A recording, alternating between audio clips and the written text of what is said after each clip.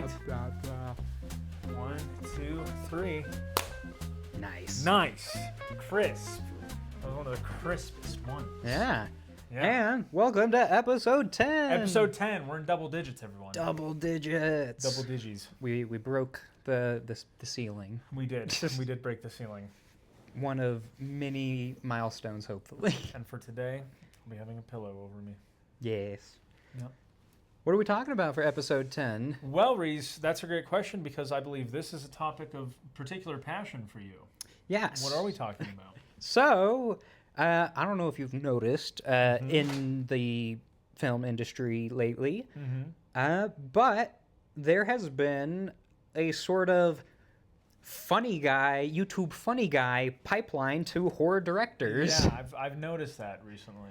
Yeah. And I just wanted to shine some light on that and talk about that because it definitely is a modern trend that's happening, and it's consistently putting out some of the most reliable and interesting films, in my personal opinion, today. So yeah, it keeps on happening. You know, it's really cool to see this pipeline because I think it's really interesting. Where I was watching this guy named Fred Asquith, and he has a film channel, and he was talking to Kane Parsons for Press on Backrooms, and he was talking about how there's been several generations of filmmaker. There's been like the Super 8 Club, which was Spielberg and Coppola and all those, and Lucas, and then there's the Film School Club, such as Coogler, and then now you have the YouTuber pipeline, where it's Markiplier. Yep, Markiplier with Iron Lung. And we got Kane Parsons, like you said, for the Backrooms, which I'm seeing tonight. Very cool. I'm seeing it tomorrow. Yep, Curry Barker with his new release, Obsession, which has been like the most talked about movie that I've seen all year. It has grossed $100 million worldwide. That's insane. And it had a budget of what, $750,000? Yeah, something. Yeah. Oh my god. Yeah, it's made a lot. That is wild. Yeah. Talk about return on investment. So, yeah, it's pretty crazy. I want to talk about one of the first kind of examples of this that I saw. Sure. Jordan Peele. I think he's one of the earliest examples and honestly one of the most prolific directors out of the bunch when it comes to this. Yes. Obviously, he made his first big picture Get Out, followed by Us, and then my personal favorite of the bunch is Nope, which is just an awesome creature feature. But as we know, Jordan Peele got his start in sketch comedy with his good buddy Keegan-Michael Key, and he's been blossoming ever since he started, and I think he's done numbers for black cinema, and really bringing that to the forefront, and defining what black horror as a subgenre is. So I think Jordan Peele's a very powerful one there. And Coogler's definitely powerful. Definitely had a very current resurgence in black cinema with Sinners and then Nope just a year before. It's been really amazing to see. So, Peele is definitely one of the most prolific ones out there. And I remember I watched Get Out just recently. And my girlfriend showed me Get Out, and it was really good. And it was just something that I never have seen a Jordan Peele film, and so that was my first one. And talk about a debut, being a directorial debut. Already, has his work spread its tendrils and it influenced other works. One of my favorite examples that I just recently saw. In the very popular anime Jujutsu Kaisen, we finally get to see one of the main characters' domain expansions, his Shadow Garden, and the entire power is based purely on the Sunken Place and Get Out. Neat. And watching that in animation, I was like, this is so cool. Already, we can see the influence, the waves of just some of these movies. Yeah, absolutely. And I think in terms of what's really cool is that you can see the sketch comedy roots that Peele had, where it's like, you know, you have the TSA agent and his best friend, and like the ending is hilarious. It's a nice little button. It's a nice little button, and so I think it also, humor is so translatable to horror because humor has the lead up and then the punchline. Horror has the lead up and the scare, so it's a very similar structure. Yeah. And like on that with structure, I want to talk about next my personal favorite in the bunch, the director that I see as my favorite up and coming in our modern era, Zach Krieger, the Kriegster. Yes, he had his first movie, his first big box office movie, Barbarian, and honestly, I skipped it at first because I didn't know who he was at first. It sounded like a very odd premise that I was unsure about. But eventually, he came out with his second film, Weapons, and I went and saw that. Shown me just recently. Matteen has finally seen a nice new scary movie. I have. Yep, and it was very good.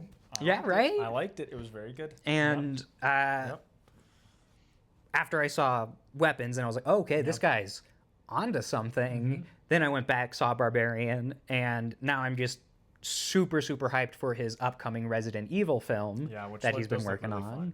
And the way that Zach Krieger writes his scripts, and I've talked to you about this before, is very reminiscent, if you are a improv person, of a game called The Herald.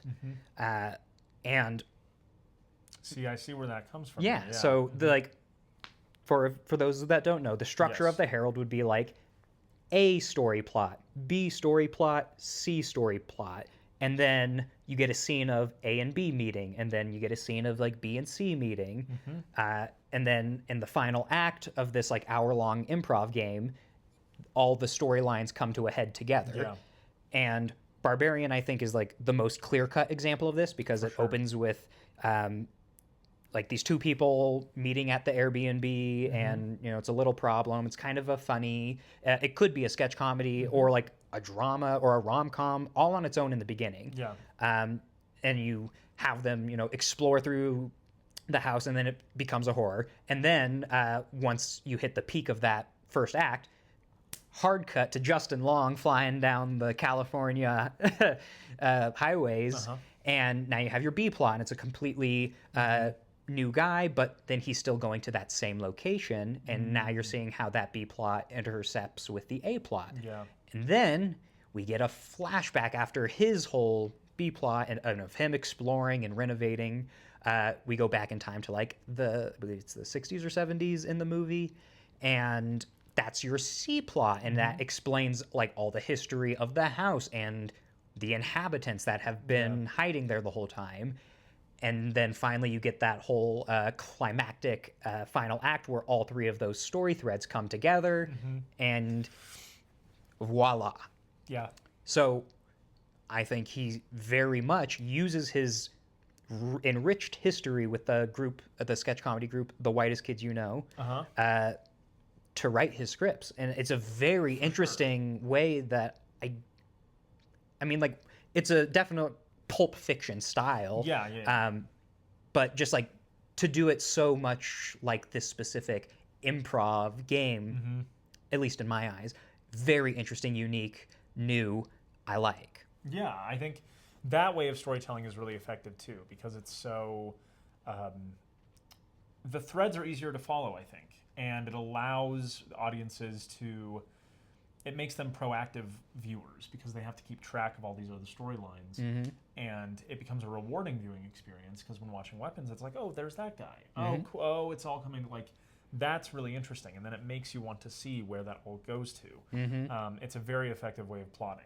And then another step up in that Zach Krieger that I noticed in Weapons is that when he's telling these different chunks, he put it another step forward and was like, all right, these different chunks, not only are they, you know, completely separate or whatever, they are specifically from this character's perspective. And you'll notice very small nuanced details that reflect the character's mental state. And like quick example in Weapons, there is a phone call early on in the movie between the main character, who's the teacher of the class, and her boss, the principal. When she's on the phone talking to him and we're seeing her perspective, it sounds like he's screaming at her. He's very upset, and he's like yelling really fast. But then later in the movie, when we see his point of view and he's on that same phone call, he's speaking very slowly. He sounds just very tired and done. He's not screaming into the phone, which then, as the viewer, you start thinking, okay, is she seeing him wrong, or is he like perceiving himself wrong? What's not right here? Yeah. And I mean, they never comment on it. That's completely up to you as the viewer to interpret. And it's a really like subtle, powerful thing. It's very subjective filmmaking too, because filmmaking at its core is subjective, and so you take that subjectivity and put it throughout the whole film and make it something very implicit, and it allows the audience to really unravel it themselves. But applying that subjectivity to just the emotion of the characters and how they view it, and making it in sort of this like pseudo mental sort of way, is really interesting, and applying that mentally to how the characters think of it too it's really clever. Yeah. And then just like one other example of this YouTube funny guy to horror director pipeline. This is actually like one of the oldest examples and truly from YouTube. The Philippou brothers, also known as Raka Raka. That's right. They made Talk to Me and then Bring Her Back following that. I believe they're working on another project right now. I don't know the name. But, I mean, their YouTube video history has been all, like, action, comedy, and they always had fairly high, like, detail budget. Like, I don't know, like, how high their budget was on YouTube, but... I mean, they had really cool costumes and like doing their own stunts. They've had so much practice because they just have such a massive library of different skills that they've accumulated from making just random videos, funny songs and parodies and just their own original content. Just so much stuff that, and this is one of the big reasons why I think we're seeing this. Is they build up this library, any given person on YouTube or even TikTok, they build up this large library, this collection of works, and then you see companies and like studios such as A24 who pays very close attention to this, and then they'll swoop in and pick up all of these small creators and be like, all right, I think you're ready. You've like made quite a bunch of stuff. It's all really good, and we're gonna give you a budget. And sure enough, you get Obsession. Sure enough, you get the Philippou brothers and Kane Parsons with the Backrooms movie, which is already like going to be one of the biggest opening weeks this year. It's estimated to project. It's projecting $50 million. Yeah, that's a lot. Domestic. Just domestic. Just domestic. So this is like a big thing happening in cinema. It's huge. It's huge. Like it is the new wave of people, and I think it's really interesting that. I think it should have. It's interesting that it's taken studios so long to see it, but it's also not going to be every studio, I think, that will see it. It's going to be the A24s. It's going to be the smaller studios. You wouldn't see James Gunn going on YouTube being like, hey, you know your stuff about comics. I'd like you to direct precisely, what Reese is doing. I didn't say anything. We'll just crop I in didn't and say post. anything. And so, but I think you wouldn't expect James Gunn or Kevin Feige to call up a comic book nerd on YouTube and be like, hey, can you make this movie? Because they don't, there's no cinematic experience, and also comic book nerds is a whole another freaking can of worms. In terms of professionalism and behavior, but that's just me. But no, I think like it is a new wave, but it's a selective wave. It's a wave of it's calculated risks, and there has to be a level of expertise shown from these people. And with Kane Parsons, him making the whole Backrooms miniseries, that's literally his. That was like his whole reel for the project. That was everything he needed. This is all I need, and this is what I can do. And so, all right. Let's give you a budget and I'll let you make it as a movie. And it's only, I think it's a project that only someone of our generation could do. it's not something that I think a millennial or a Gen X or something like that could really bring into perspective and bring into reality. The Backrooms is such a... In terms of Like, that graphical subject matter. effects, yes, that it's only possible Sure. so recent to, computers have, gone exponentially But powerful. I also think in terms But that of... story, the story of, the ever expanding labyrinth, shifting mazes, that's a very old one, and I think there's lots of history in that. Totally. But Even I think... seen with House of Leaves being before, but I believe, before Backrooms. I'm not sure I've ever seen anything of Kane Parsons saying like House of Leaves is a direct inspiration, but I would imagine he's at least aware of like the name House of Leaves just because of the similarities. Probably, but I also feel like it is only... This type of film is only something that can be made by this generation, because he talks about what his inspirations were, and it was Portal. It was things that our generation grew up on. And so when you find these touchstones that only we have, there's a whole different visual lens that can be carried.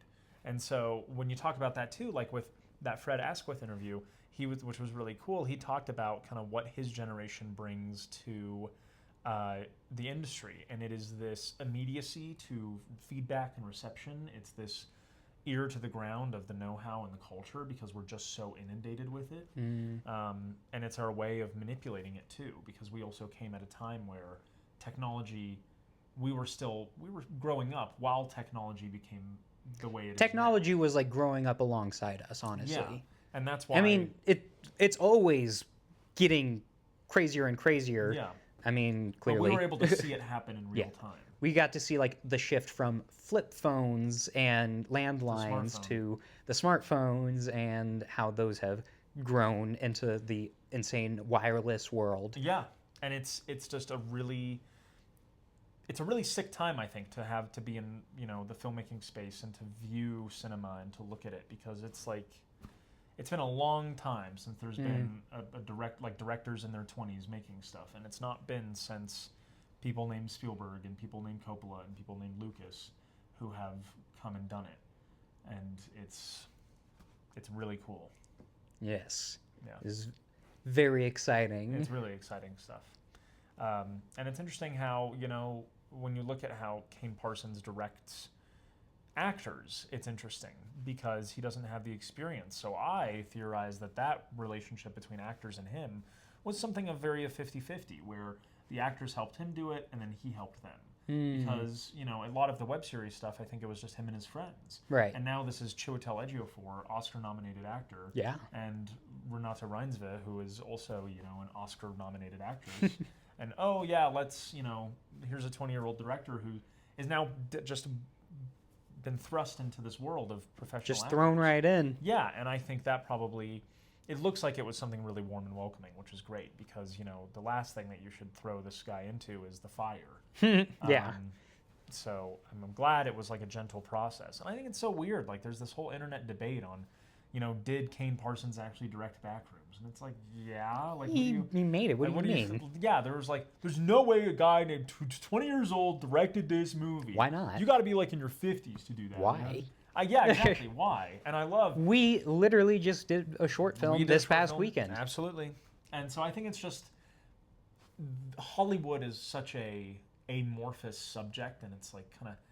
It's like, oh, you're in Hollywood, and it's like something... Hollywood is very gated, it sounds.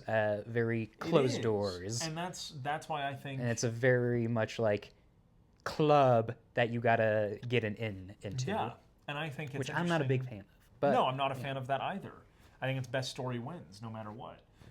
And you see with Kane Parsons, that is the truth. And as far as I know, there was no nepotism. There was no in that he had. But I think it's kind of sucky that, like, because there's this stigma that Hollywood has of being so gated, people are like, well, now there is no way a 20-year-old kid who has no ins directed this movie. It had to be someone professional, and he was just there on set. It's like, no way, or man. maybe they just gave him a you chance. Just gotta, stop being such a-holes and just make movies. Yeah, or just watch movies. And, just appreciate enjoy what you're doing. That too. Make art. Yeah, make art, enjoy art, watch art. Like that's what you should be doing. But it is, I think it's also coming into this age of the internet where like, you know, I don't think back then you really knew how old a director was. Like you didn't, you know, you didn't have the immediate access to like look up how old is Steven Spielberg, how old is Francis Ford Coppola. You didn't have that, you know, that information. Yeah, so that quickly immediacy available. Yeah. that And the so it internet had a mystery provides. to it. But now that you know how old they are, now you have to, you know, you open this whole, you know, this whole room for judgment, and you open this whole discussion board. It's like, just shut up and watch it, man. It was a 20-year-old guy. Watch it. Yeah, there's so many people saying so many things, and it's like it's just coming out tonight. Yeah. Not many people have actually seen it realistically yet. Yeah. So it's a momentous time. I think. Hold your horses. Exactly. Let's see the movie, Yeah. and then we can talk about Exactly. it. But it's a momentous time, I think, for filmmaking because there could be so many others who are our age and are given that access or have. It gives me a lot that of hope pedigree. personally, like for us that if we just Same. keep on doing what we love, and eventually, we'll have a impressive collection, and we can hopefully make our own big budget, whatever we want. Exactly. Yeah, and I think, I'd be remiss to say that I'm not thinking of maybe doing a horror thing or something like that. I would love to make a horror. But I know, but I already have a feature that I'm making that's really cool and leans into a lot of my ideologies and like a lot of my senses, and that's just the thing, is that you make something that about something you love, and you just do that, and you play in your wheelhouse, and so. Was another thing that I remember seeing Curry Barker say was just go make a shitty movie. Yeah. Just whatever's stopping you from doing it is usually fear that it's not going to be your best work, you're perfect. Doesn't matter. Just go make a shitty movie. Yeah. Get it out of the way. It might actually end up being good. You don't even know if it's going to be shitty. Yeah. And if it is shitty, you just go start on the next one. That's the thing. And yeah, it's there's fear, and also there's also the money element, but there that's something that you can get taken care of by just pulling out your phone. Yeah. Like literally phone cameras have gotten to such a point where like they outclass a lot of the just cameras that people have owned for a while now. Yeah. So I know that the current recording camera I have is just barely like on par with this now, because this is like the new Galaxy S26, and I was testing out the camera. Beautiful. Yeah. Remarkable. Yeah, very good. It's really like the way technology has come is really amazing. But I also think, just shoot it on your phone. I remember after graduating senior year of high school, some of my friends and I, shout out Adam Overman and Olivia Porta, shout out, we made the Redemption arc. The Redemption arc? It was a shot on phone little short film of like, oh my God, I'm trying to remember. It was of this guy who is never invited to a party because he keeps doing awful things, such as double dipping in the salsa and making everyone sick, or tripping me. I was playing one of the characters, tripping me, and I lost my scholarship to Notre Dame. Oh, wow. Because I broke my ankle. Oh, no. And then breaking Adam's finger. Oh, my gosh. I don't remember. Was this out of high school or college? It was out of high school. Oh, okay. I've never shown you it. But that sounds awesome. But yeah, it was like, just make a movie. And we did. And it was really, really fun. And so some of my favorite projects over the years were like some of your favorite films. Yeah, were the least serious ones. Yeah. Just because you're just doing it for the sake of you want to be doing it, and then it ends up being really good because it's something you were honestly invested in. And it ends up just being something fun that you can show people, show family, show friends, and it's like that is the power of filmmaking and the art. Like it's just communal. Yeah. I love it. Yeah. And so, and I don't know if like it would come to, and it's going to be original stuff. Like it's not going to be, we're giving a 20-year-old this IP. Like we're not going to have someone come and direct James Bond who's 22 years old. Like that's probably not. No, because that's like, that's a little too much money that you're throwing out there to make this movie. But it opens the door for the ability to take more chances and take more risks. More new ideas. More new ideas. Not just remakes or sequels or revamps or continuations. Yeah. What we've been choking on for like the past decade now. Or just new IP that like hasn't been broached yet. Like Moana has what? Two remakes? Two animated films and one live action remake. Oh my god. Oh my god. The MCU has about 40 projects. Oh my gosh. Yeah, that are all kind of starting to feel. It has been so refreshing to have so many new, interesting films and ideas. 100%. Especially in the horror space. Yeah. But horror is really conducive to that. Like horror is one of the like most experimental, always changing, usually the biggest indie like scene in filmmaking. Which is also just one of the reasons why I love it so much, is because you just get to see so much experimentation and people trying to achieve their vision in new, exciting ways. Yeah. And like, I could talk about, this is like a whole different video, horror history. I could go on and talk about like Texas Chainsaw Massacre and that ragtag shoot out in a crappy house. Yeah. And how it exploded into one of the biggest horror IPs ever. But I digress. So like you have Leatherface as a Mortal Kombat character. Like that's it's come to that point. You got Dead by Daylight as the Fortnite of horror games. True, for real. Franchises. Speaking of which, Jason Voorhees, if you didn't see, he's finally coming to Dead by Daylight. Wow, very cool. Yeah, they got a Jason Friday the 13th license to play around with. You heard it here first, everyone. Probably not. If you're a Dead by Daylight fan, that's some really big news. Never mind. But other news that's been going on, there's auditions for the next James Bond. Yeah, if you're interested, I would recommend flying out. Yeah, I'd recommend, link in the bio. All right. Well, my question that I'll close us out with is... Oh, okay, cool. I mean, unless you had anything else you want to talk about? No, I'm thinking, just some really cool stuff that's going to be happening is, you got Curry Barker doing a Texas Chainsaw. Yeah, remake. That's right. Yeah.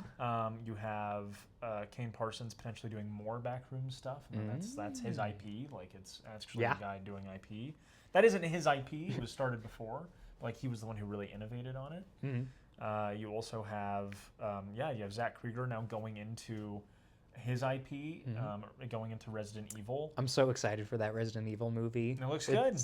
I'm very excited. And I think it's really interesting that, it seems to be the pipeline is you go from funny guy doing YouTube stuff to first feature, then second feature, then like third feature, and then they give you the keys to like a big franchise. And it's like, here you go.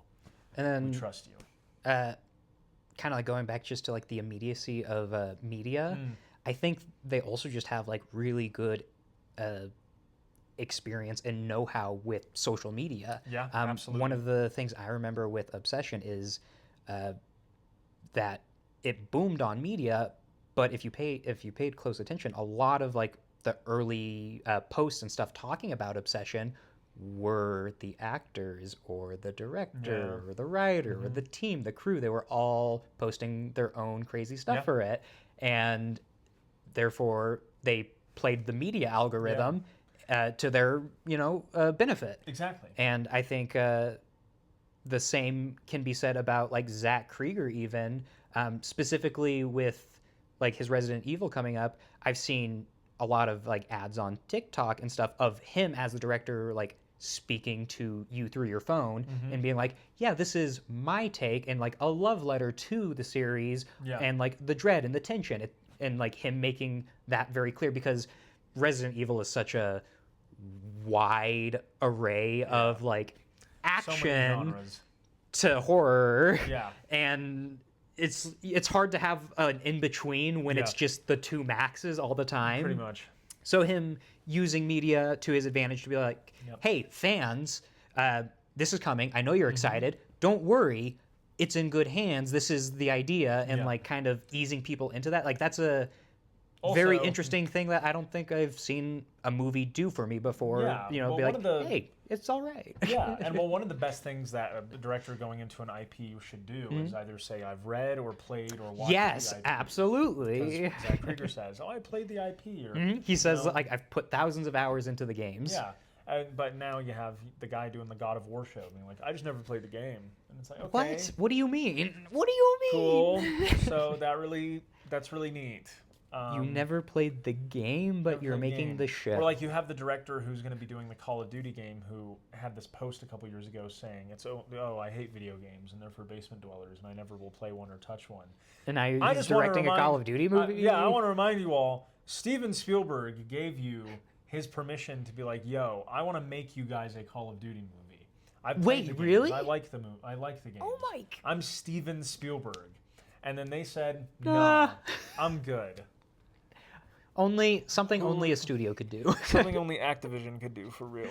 Oh wow! And they said that's wild. No, Steven. And like I'll diss Call of Duty as much as the next guy, but it is like without a doubt one of the biggest video game franchises in the world. There's some good ass stories in those games.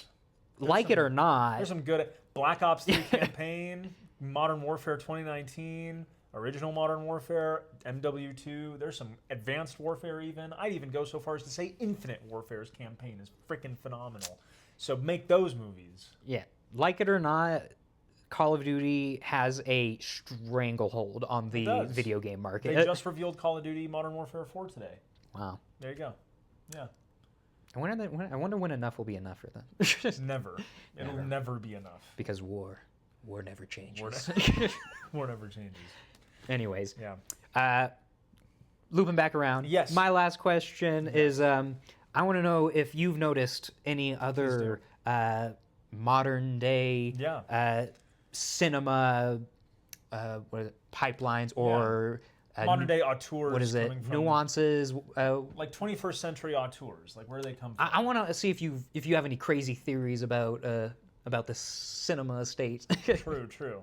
Or who do you think will be the next person to be the YouTube to director? If there's another feature director pipeline. YouTube or TikTok funny person that you think is about to make a new big project, I want to know all about it. Yeah, I think my target's probably on. I'm trying to see who could it be. I don't know the people I watch. PewDiePie wasn't retired. He probably could do something. I remember, well, he was within kind of the early YouTube movies, because there was like it was like a precursor to this almost, to the funny guy to movie pipeline. Because I remember with Smosh, with PewDiePie, I don't know if Tobuscus ended up making anything. He was like way early and fell off before that. Yeah. But specifically Smosh and PewDiePie, I think, were the two biggest proponents. And this was like when YouTube was growing and like turning their website into like YouTube movies and streaming and YouTube Kids and all that stuff. And so it was kind of like the same idea in practice. Like, hey, we have our most, popular and successful creators on our app. Yep. Let's give them a budget and let them make a movie for our new movie service. Yeah. And it's the same idea that the other studios like A24 are doing. Like, hey, you have a nice collection of media and content. Yeah. Here's a budget. Yeah, so I think actually Rhett and Link did something Good Mythical Morning. Yeah, but I think they might make a movie. Oh, you think they'll make a movie? Yeah. It'd be fun. Rhett and Link, that'd be a very wholesome movie. Or it could be really awful. That's awful in terms of subject matter. It could be like dark as hell. Could be interesting. Yeah, it could be very interesting. But that's just a theory, a game theory. Yes. Oh my gosh. One last detail. Yes. Comedy. I think I actually talked about this a little bit on the show already. Okay. But yeah, it just works in every genre so well, including horror. It does. As that pressure release valve. I know you did bring this up earlier as well a little bit. No, I'll cut that out. Comedy is very important. It's very important. Yeah. But with that, I hope you all have a lovely, lovely week, and we will see you guys next time. See you next time. Next Adios. week. Bye.